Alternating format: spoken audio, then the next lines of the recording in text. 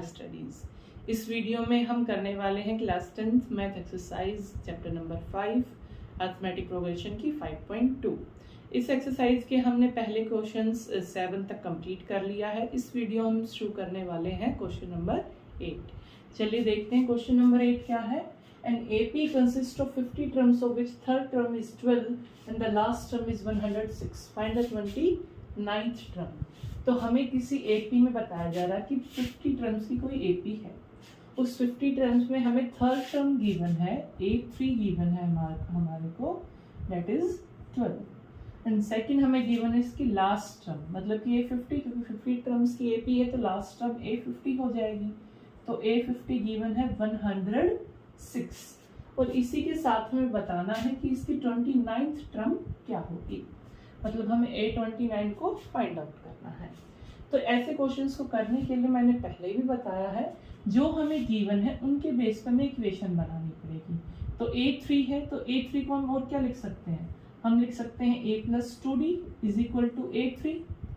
तो A + 2D हमें given नहीं है, लेकिन A3 की वैल्यू कितनी है 12। तो देखिए हमारी इक्वेशन ये हो गई। सिंपल जो फॉर्मूले A3 को लिख सकते थे उसी से हमने इक्वेशन बना ली। सेकंड वैसे A50 को क्या लिख सकते हैं, इसको लिख सकते हैं A + 49D, एक टर्म पहले वाला, और ये हमारा हो जाएगा 106 सेकंड इक्वेशन। ठीक है, तो इसी दोनों इक्वेशंस को सोल्व करेंगे। Solving equation 1 and 2। जब दोनों इक्वेशंस को सोल्व करेंगे तो ऊपर नीचे A + 2D is equal to 12 और second A + 49D is equal to 106। Sign change होंगे, plus minus minus minus, A से एक कैंसिल हो जाएगा क्योंकि अपोजिट साइन और सेम नंबर है। और यहाँ सोल्व करेंगे तो प्लस माइनस माइनस, 49 में से 2 जाएगा तो 47, साइन माइनस का है तो 49 बड़ा है। 106 में से 12 को माइनस करेंगे तो हमारे पास 106 में से 12 जाएंगे तो 94, साइन माइनस का। यहाँ से D की वैल्यू क्या आ जाएगी, अब देखो 47 और D के बीच में मल्टीप्लाई है, तो जब 47 उधर जाएगा तो नीचे डिवाइड में जाएगा, माइनस माइनस प्लस, और 47 टूजा होते हैं 94। तो यहाँ से हमारी D की वैल्यू आ गई 2। D की वैल्यू कितनी आ गई 2। अब हमें निकालनी है इसकी, अगर इसी D की वैल्यू हम अगर इक्वेशन नंबर 1 में रख दे तो हमें A मिल जाएगा। तो पुटिंग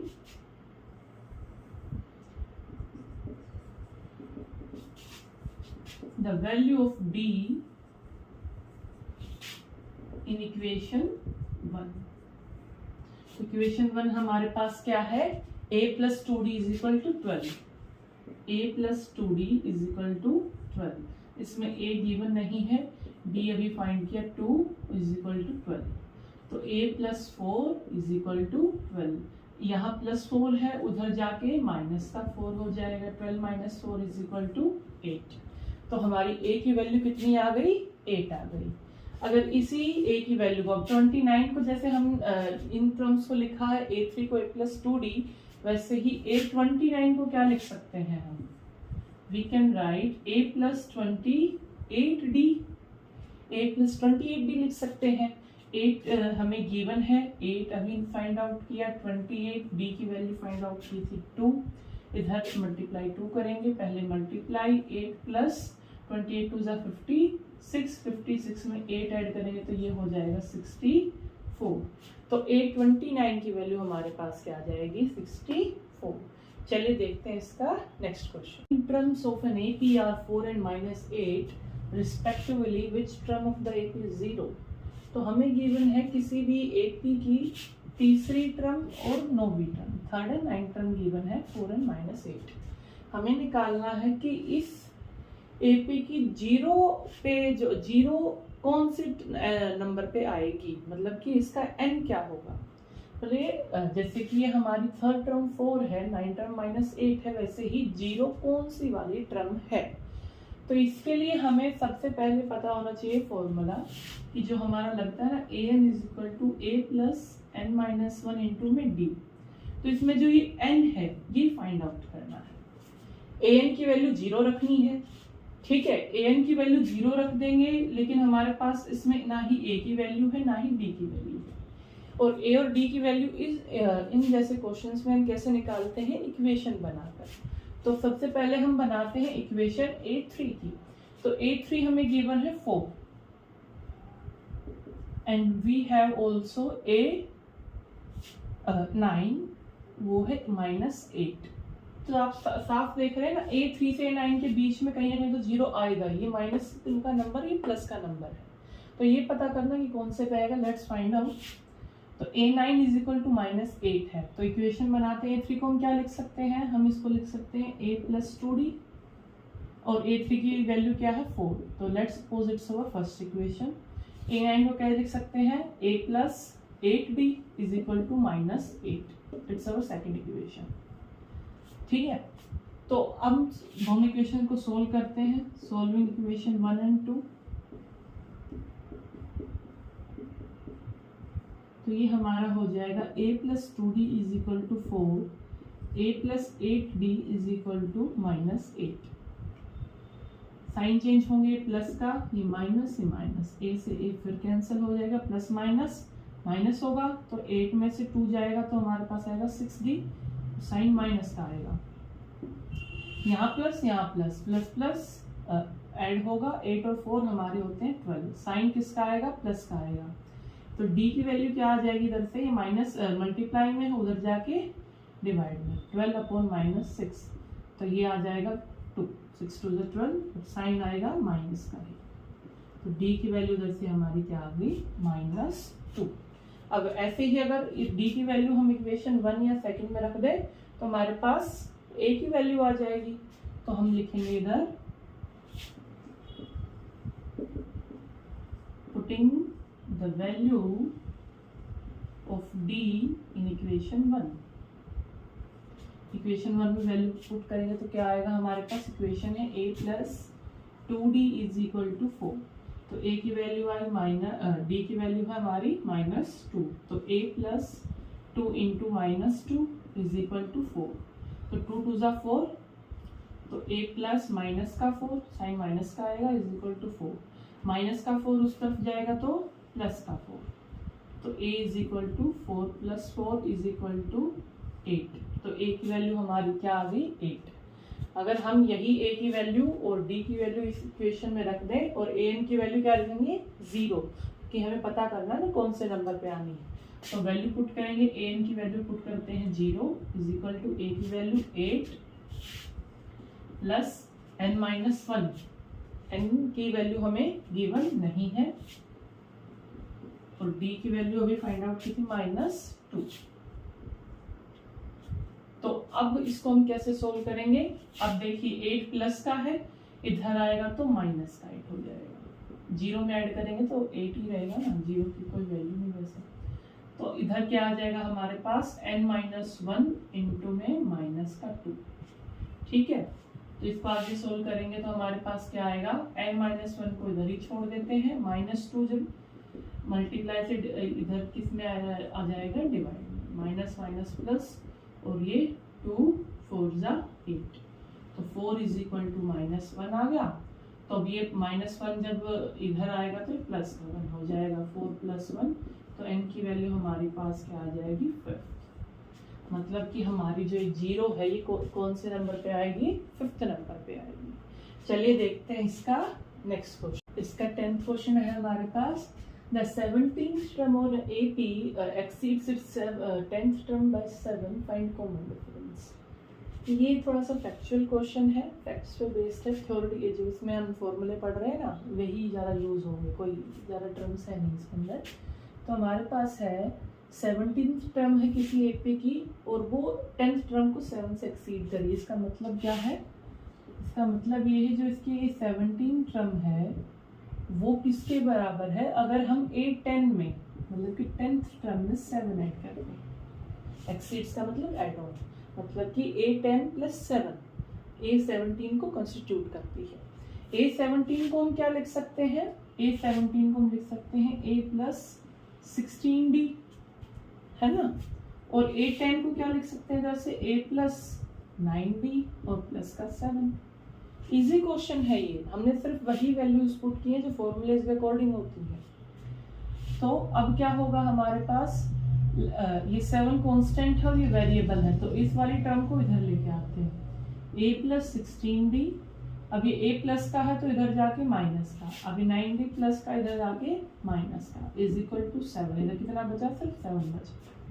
तो a से a कैंसिल, क्योंकि ये प्लस का, ये माइनस का। अब यहाँ पर भी प्लस माइनस दिखाई दे रहा है, नंबर अलग है। 16 में से 9 चले जाएंगे तो हमारे पास बचेगा 7d, साइन आएगा प्लस का क्योंकि 16 बड़ा है और इधर 7। तो d की वैल्यू इधर से क्या आ जाएगी, मल्टीप्लाई में है, उधर जाएगा तो डिवाइड में जाएगा। तो d की वैल्यू आ जाएगी 7/7 और एक कट होके d की वैल्यू आई 1। तो हमसे पूछा था कॉमन डिफरेंस ही, तो कॉमन डिफरेंस d की वैल्यू क्या आ गई, 1 आ गई। चलिए देखते हैं इसका 11th क्वेश्चन। 11th क्वेश्चन हमारे को गिवन है, which term of the AP given है, ये will be 132 more than its 54th term। तो हमें ये AP गिवन है, इस AP के अंदर अगर हम 132 ऐड कर दें, मतलब कि इसकी 54th टर्म के अंदर, इसकी 54th टर्म के अंदर, चलिए देखते हैं इसका 11th question. Which term of the AP 315 AP given है हमें, will be 132 more than its 54th term। तो हमें इस AP के अंदर क्या बताना है, इस AP के अंदर जो इसकी 54th टर्म होगी, अगर उसके अंदर हम 132 ऐड कर देंगे, मोर देन मतलब कि 132 ऐड कर देंगे, तो वो क्या आएगी, और उसके ये भी बताना कि वो कौन से नंबर पर आएगी, 15th होगी, 16th होगी, ऐसे बताना है। जैसे 54th है तो 54 से ज़्यादा है तो इसका मतलब कि 54 से तो वो ज़्यादा नंबर वाली होगी। तो अब हमें 54 ही नहीं पता है, तो उसके अंदर हम 132 ऐड कैसे करेंगे, तो पहले 54 निकालते हैं।